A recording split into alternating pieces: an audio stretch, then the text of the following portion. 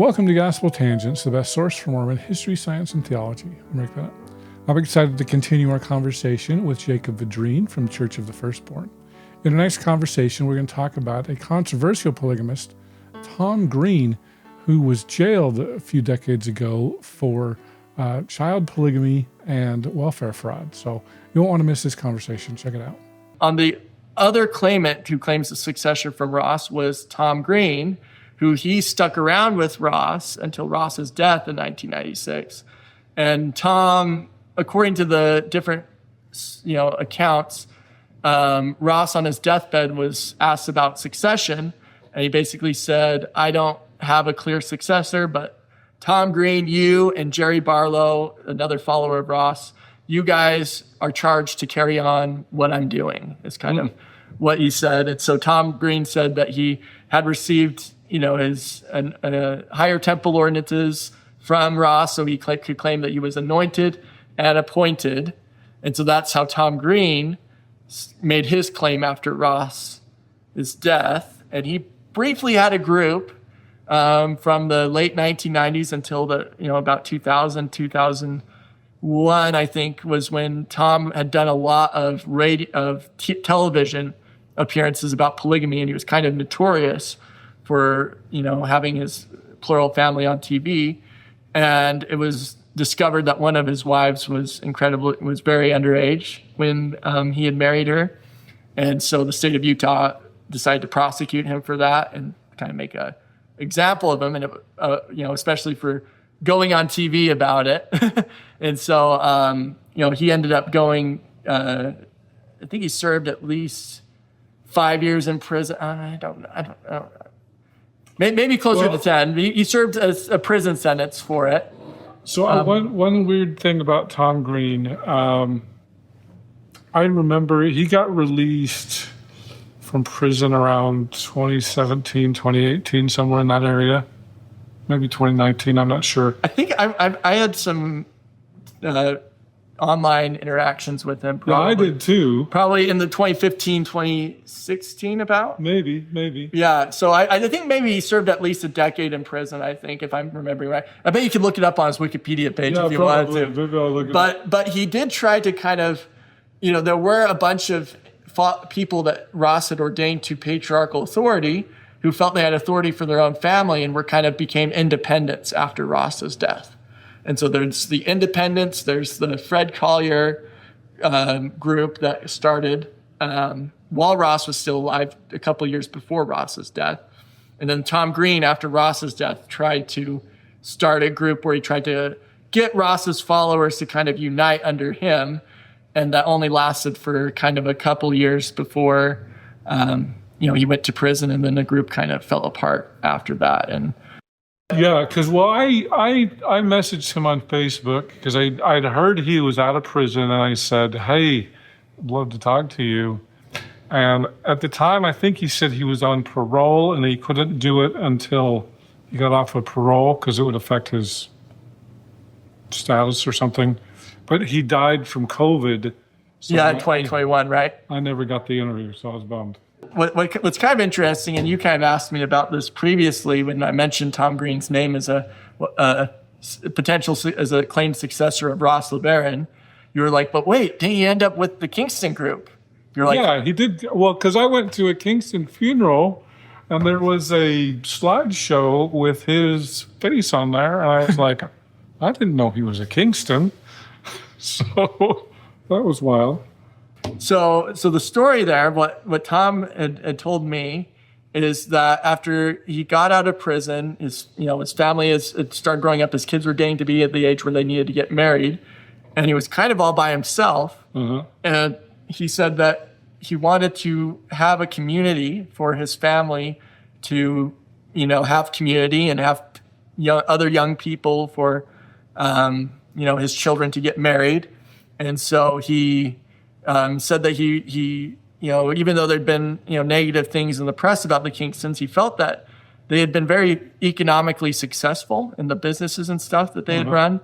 And so, he thought that they were a good example of a united order, in his opinion, and living plural marriage. And so he felt that was why he, decided to join and become a part of the Kingston group. And he said he never recanted any of the stuff that he received from Ross LeBaron.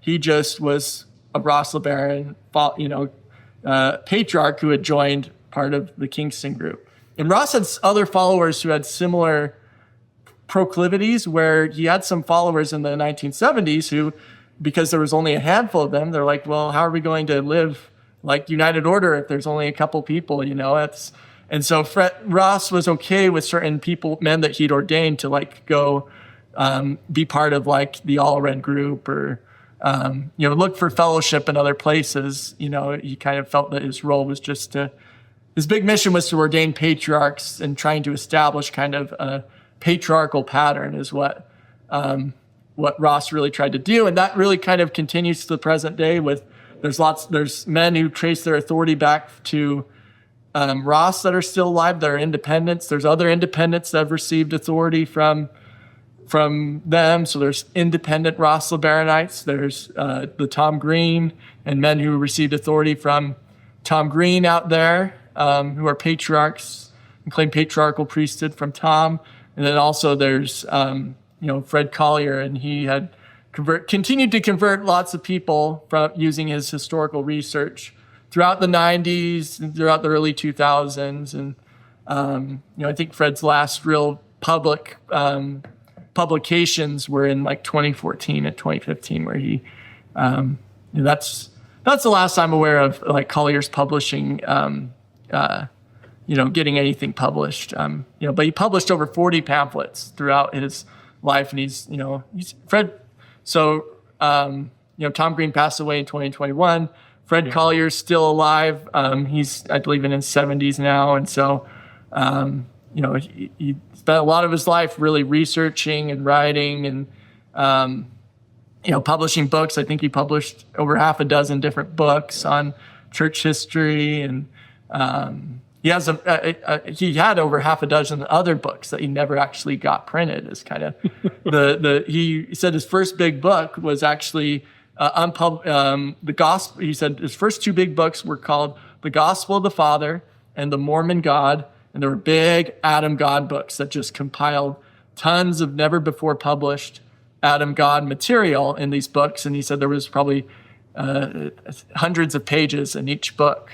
When you put them all together, I think it was over 500 pages of Adam God material that he had just collected, that never was actually published, unfortunately. But I do think that Fred's historical research has really kind of permeated fundamentalism in many ways, where a lot of people have taken different aspects of these ideas about the gospel of the Father and law of adoption, and it's really been adopted by a lot of different fundamentalist groups out there. Yeah, I know the Peterson group does practice the law of adoption. Let me just finish up on on Tom Green. Okay. So according to Wikipedia, he was convicted in 2002 of child rape, served time in jail. One of his wives reportedly left him and took their children with her. He was released from prison on parole August 7th, 2007. That was a lot. Okay, so 5 years. I was initially right, thinking it was only 5 years. Yeah, because I know that I contacted him within the last 10 years, and he mentioned being on parole. So I don't know how long he was on parole. A long time. He died from COVID at age 72 on February 28, 2021, and so he was on. Let's see. So he was on parole for at least 14 years. Yeah. So that's interesting. Yeah. And so I guess one of the interesting ways that, that there was an indirect connection between, like Fred's research and, Ross LeBaron's and his followers' research on temple ordinances, is that in the late 1970s, there started to be discussions with certain AUB council members between Ross LeBaron followers and them about temple ordinances. And they got, George Maycock and Joe Thompson were kind of the first two, according to Robert Black, who he interacted with and was kind of sharing temple-related research with. That was his own group, right? I don't think Robert never really had a group per se. He had a couple. I would almost classify him as more of an independent. I mean, some people classify Tom and Fred as independents because they were just small enough family groups that they kind of don't see a big distinction between them and other kind of smaller family groups. But I do think Fred's, in his heyday, had, several hundred followers. And so I do think that would count as a group at some, at some level. And Tom, I'm not sure how big his group got. Maybe not quite that big, but he did have dozens of patriarchs that were kind of connected with him. And if you add up large families, you could probably add up, a couple hundred with him as well. So, but yeah, there's Robert Black kind of talked about, and he said that he was converted to the Church of the Firstborn in 1975 by Fred Collier, and that he was actually Fred's first adopted son, interestingly, in the law of adoption. And with Robert, he had a lot of experience as a librarian and doing library research. And so he was able to really also help collect a lot of historical sources. And Tom Green told me that he actually also at times helped Fred get different sources that Fred needed. And so there's decent collaboration back then where another follower was Knut Knutson, and he also had a lot of interest in the temple stuff. And there was a lot of collaboration collecting temple related material.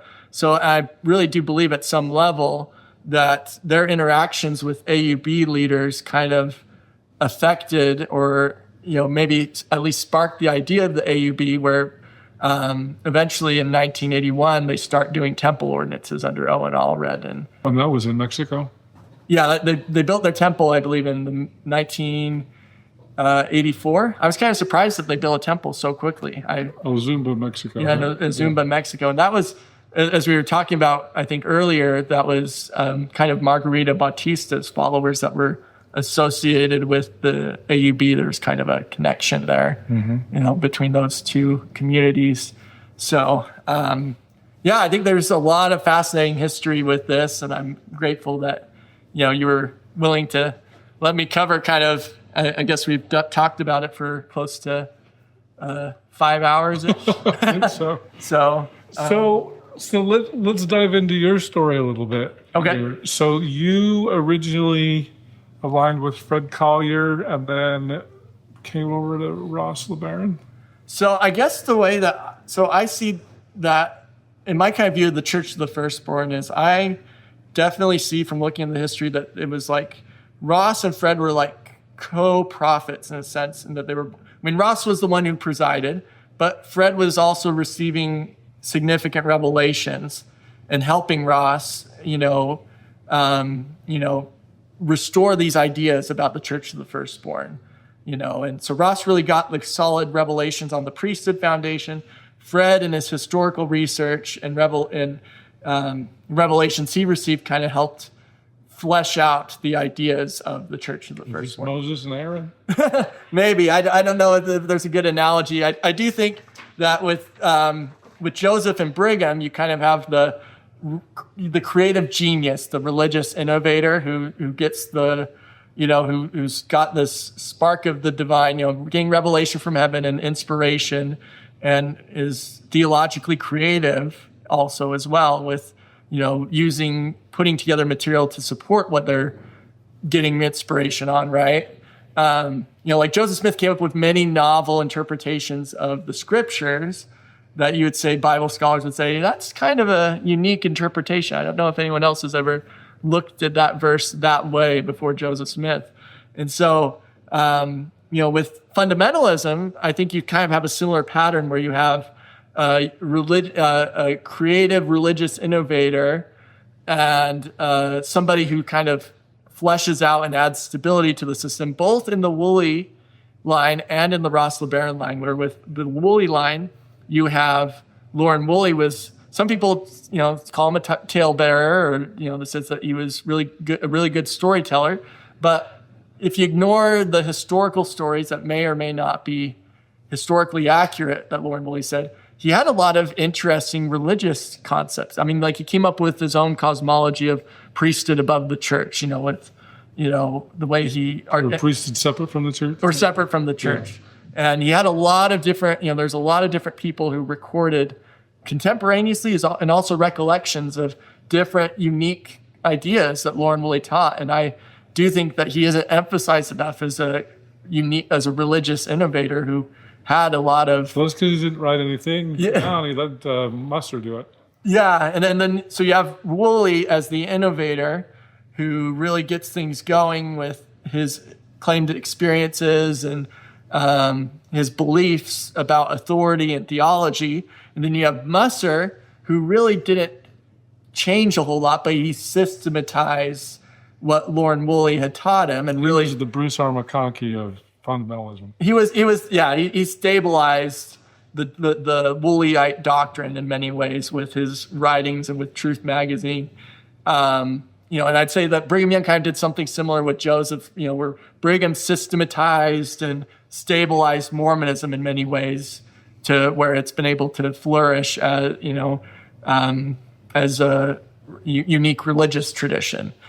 Some people wonder, there's the historians who speculate that with Joseph always getting new revelations on things, would have just continued to be like that if he lived another few decades, sort of thing, and would the system have been able to survive so much, evolution constantly, with all of the radical new theology that Joseph kept introducing? I mean, I obviously, as a faithful believer in Joseph Smith, think that Joseph had gotten it basically 100% restored, and that Brigham just kind of preserved what Joseph restored. And similarly, you could say that Joseph Musser kind of preserved what Lord Woolley did. And similarly with Ross LeBaron, Ross was the religious innovator, and Fred Collier was kind of the one who wrote it up and added a lot of stability in articulating a coherent, understanding of the system. And so lots of Ross's other followers, even after Fred wrote most of his pamphlets after separating from Ross in 1983. But lots of Ross's other followers still say, these are good pamphlets. We use these. That's what I asked Tom Green once, where I said, what did Ross think about Fred continuing to write up on his teachings, after, and Fred had his own unique additions to Ross's teachings. It wasn't just writing up Ross's teachings, but he said that Ross thought, that Fred's writings were really good. And so he wasn't an apostate? He kind of said that there were different factions of, he disagreed with Fred separating from him, and insofar, he even wrote a kind of a notarized statement at one point saying that I did not formally appoint Fred Collier as my successor. Okay. Yes. You had to put that claim down. Yeah. You had to make it clear that, he saw that Fred was doing a system similar to what he was doing. Mm-hmm. A patriarchal work in a sense that was, it just kind of disconnected from him in a sense. I hope you enjoyed our conversation with Jacob Vidrine from Church of the Firstborn. In our next conversation, we're finally going to get to Jacob's story and talk a little bit more about his life. We'll also talk about church structure and LeBaron temple work. Has anybody essentially replaced Ross as kind of the head prophet / patriarch? So like Tom Green tried to claim that to succession. Fred tried to claim it. But Ross definitely said Fred's not second in command or whatever. Well, that would be Ross's view, but Fred would say, Fred's view is that Ross gave him all the keys and that God passed the office. Thanks for listening, and I hope you continue to enjoy Gospel Tangents. Consider becoming a Patreon or go to gospeltangents.com/shop, and you can get a cool tie, a hat, or even a nice mug. You can also get a sweatshirt, so check it out at gospeltangents.com/shop.